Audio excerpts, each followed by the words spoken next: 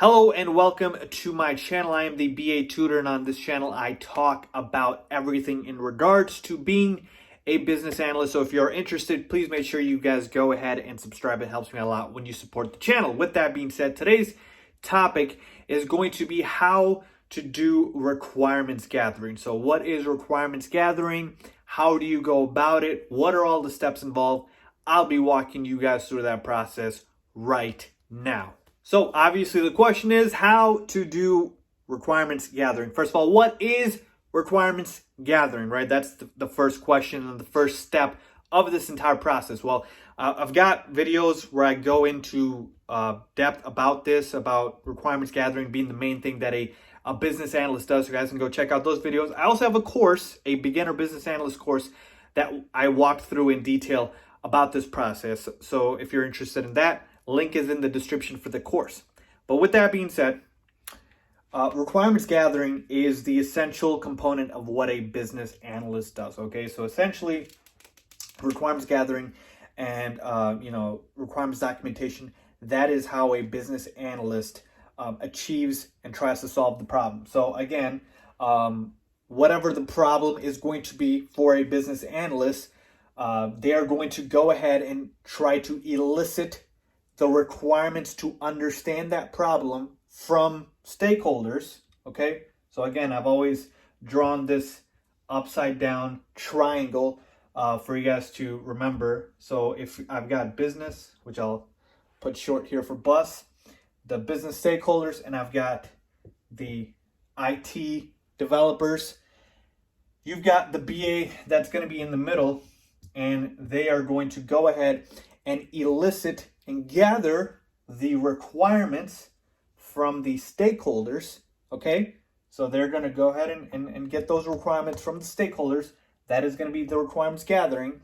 And then after they gather those requirements, they're going to go ahead and then translate it into a way that the IT developers are going to be able to code it. Okay, because these two entities cannot speak to each other, that is where the business analyst comes into play, and they gather the requirements, and then they elicit gather and elicit, and then they translate the requirements. Okay, so that is essentially going to be the first step in terms of understanding what exactly I mean by requirements gathering. Okay, what are requirements gathering, and how exactly do you do it? Okay, so that's really the first step here.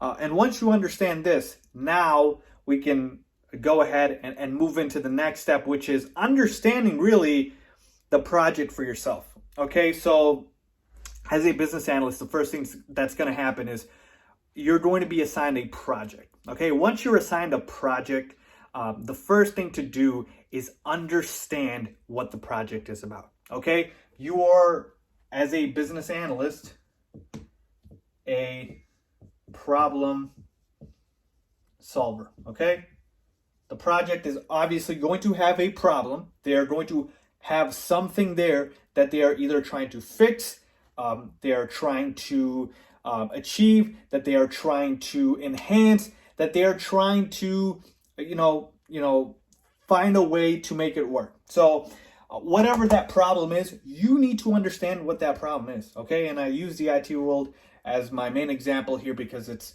that's the field that I'm in as a BA. So if it is a software change with a screen, and the project is talking about changing a screen, changing the components of a screen, that's the problem. Okay, the problem is that they have a screen that is not as enhanced and optimized as they would like to, and they want to add these components, and whatever those components are, those minute details, those are going to be the requirements that you're going to be gathering. Now, I will get into that in a second here, but just understand you cannot move forward with this until you understand what exactly the project is going to be about. Okay, so you can't just go and expect to gather the requirements and you don't know. Okay, you need to understand what the problem is. Okay, now hopefully we are all on the same page here and we understand the first step, which is understand the project and hopefully you guys can read this. What is the problem being solved? Okay, so again, whatever it is, it could be anything. You could be updating a document, you could be updating a screen, you could be, changing a back end or front end. It doesn't matter, but you have to figure out what it is. Whatever that problem is that you are solving, understand it. Once you have understood it, and now you know, okay, I know what the problem is, I know what we're trying to solve, I know what we're trying to do. Now it's time to go ahead and set up meetings with the stakeholders, okay? This is the next step. Set up your meetings with the business stakeholders. So once I've understood the problem, I'm ready now to go ahead and move on to gather these requirements. So again, the example I always use, which is easy to understand, is a screen being updated, okay? You've got a screen, a software that, the company wants to optimize, the business, I should say, the business stakeholders want to optimize. They've got a bunch of different things they want to do to this page, and they expect you as the business analyst to be able to understand all of the changes so that the developers can go ahead and then code those changes and update the screen. So since you have understood that that is a problem to update the screen, now you set up the meeting with the stakeholders, okay, to do what? To do what I like to call discovery. Okay, now again, requirements gathering, requirements elicitation, same thing. You're discovering the requirements, okay? All right. I'm talking to my stakeholders now. I'm understanding.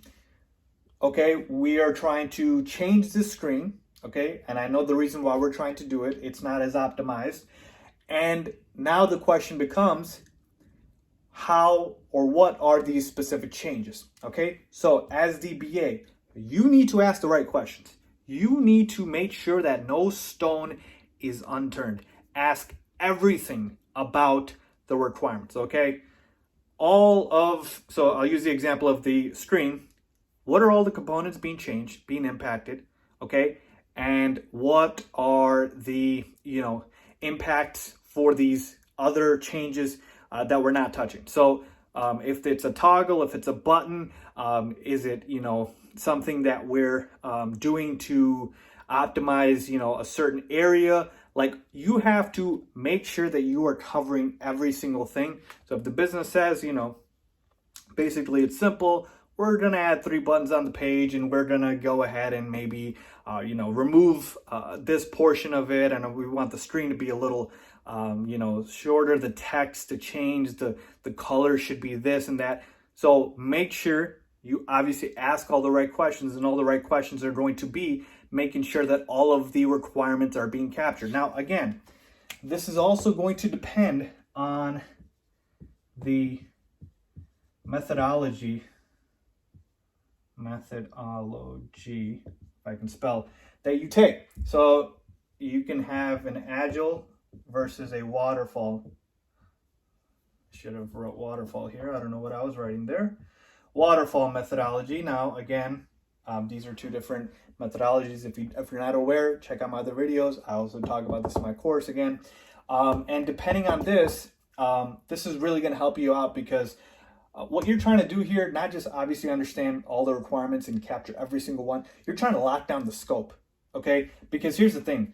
In an agile format, the scope, making sure that it's locked down, it doesn't have to be, as strict and stringent, because you've got multiple sprints where you can maybe make multiple changes. But in a waterfall methodology, once they've said, we're adding 3 buttons, and then they come back, the business, and says, no, we actually want 4, it's going to be tough to change that. So that's why I'm saying you want to make sure you ask all the right questions so that the business knows that these are the requirements that you have laid out to me, and I'm going ahead and I'm capturing those. You also want to make sure that you are asking the why.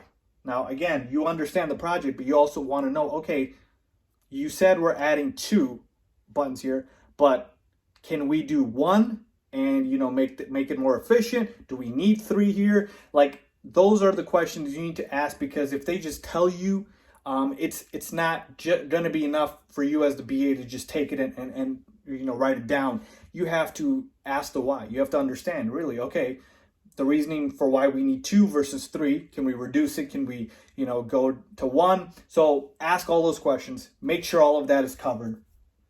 And obviously methodology is going to play a part in here. And then finally, step number 3 is going to be the obvious step, is you're going to begin writing the requirements. Okay? So different ways to capture it. Again, depends on methodology. If you go by agile methodology, you're going to do user stories. If you go by waterfall methodologies, you'll do something called a BRD, a business requirements document. Now, these are different ways to capture the requirements, but for the most part, it depends on methodology. But yeah, you can go ahead and you can start writing your requirements once you have done the discovery. Now, when I say set up meetings, these are meetings, plural, multiple ones, okay?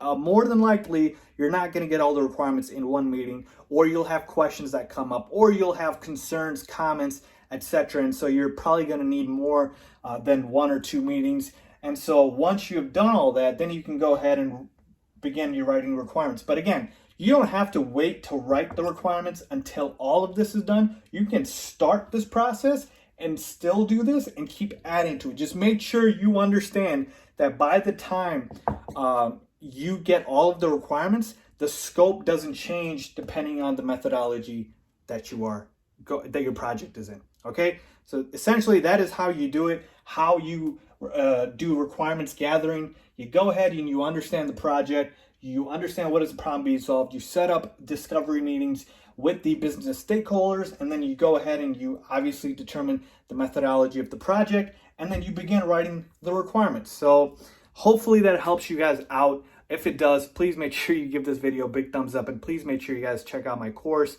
Again, link is in the description down below, and make sure you guys check out my other videos. As always, thanks for watching.